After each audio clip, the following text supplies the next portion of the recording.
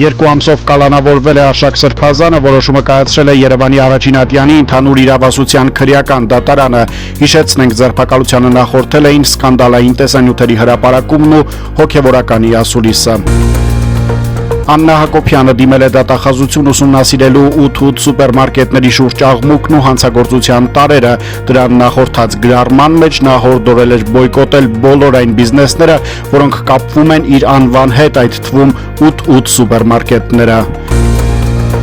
Ադրբեջանցիները վնասել են Արցախում գտնվող 17-րդ դարի Սուրբ ամենափրկիչ վանքը։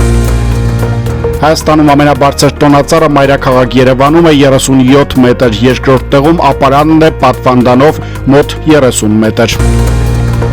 Մարզերում դեկտեմբերի 7-ին, 8-ին և 9-ին 10-ին առանձին շրջաններում սպասվում են տեղումներ, լեռնային շրջաններում ձյան և ձնախառն անձրևի, հովտային շրջաններում անձրևի տեսքով։ Երևանում դեռ միայն անձրև կգա, սպասվում է դեկտեմբերի 7-ին և 8-ին։